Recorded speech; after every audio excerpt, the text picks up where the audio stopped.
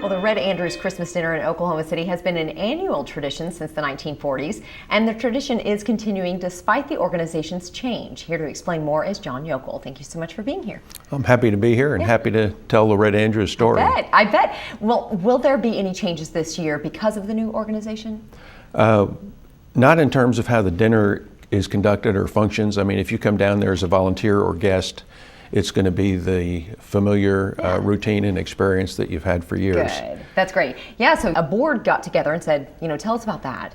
Well, we saw a newspaper headline in November that said the family members were discontinuing the dinner because of health issues. And within an hour or two, there were some emails flying back and forth among those of us who've been volunteering and supporting the dinner for years. And by the following Monday, we had decided to form a foundation which would perpetuate the dinner. The board members for the foundation. That's great. And I think we found a way that the dinner will continue regardless of any one or two people's involvement or health. Wow. Oh, how neat. Obviously, it means a lot to you guys. So it does. It's the Christmas spirit. It's giving instead of receiving. Yeah, exactly. And we typically feed 6,000 or 7,000 or 8,000 people each year. So it's something that the community really needs and values. That's cool. Okay, so what happens at the event? Well, several days before the event, food is assembled and prepared and ready to go. We do toy collections and also donations throughout November and December. And all of that is assembled in the Cox Center on Christmas Eve and made ready to go Christmas morning. Wow. So everyone who comes is fed. No one's means tested. I mean, if you are alone on Christmas Day and you want to come down and have Christmas dinner, you are welcome to do that. Wow. And we get a lot of families, of course. Yeah. We get a lot of young children.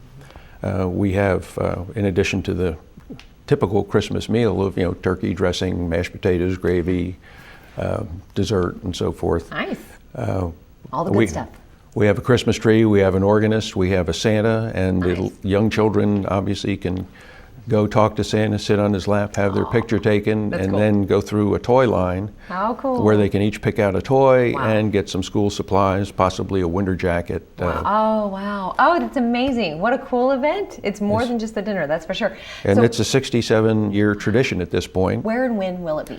It is at the Cox Convention Center. It's Christmas morning. We begin serving between 8 and 9 o'clock in the morning.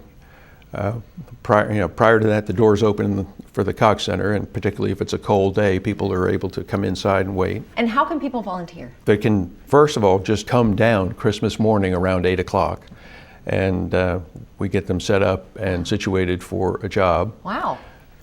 We usually have volunteers taper off at, maybe 10:30, 11 o'clock. Okay. So we could use another cycle of volunteers. We feed people until the last person is fed. So we wrap up, it depends, sometimes around 2:30 or 3 o'clock in the afternoon. How neat. Okay, so volunteers throughout the morning. That would be great. Okay, well, wonderful. Obviously, it's a great event. It's a great tradition, especially a tradition that Oklahoma City holds dear, apparently. So that's great. And then, for more information, where can people go? Can go to Facebook, Red Andrews Christmas Dinner, and they'll find our Facebook page. Wonderful. Donations can be delivered to any UMB bank branch. Oh, good. What a great tradition. I'm so glad it's continuing on. Thank you so much. Well, we're happy to do it. It's just a wonderful way to spend Christmas for those of us who volunteer. Exactly. Thank you. Thank you.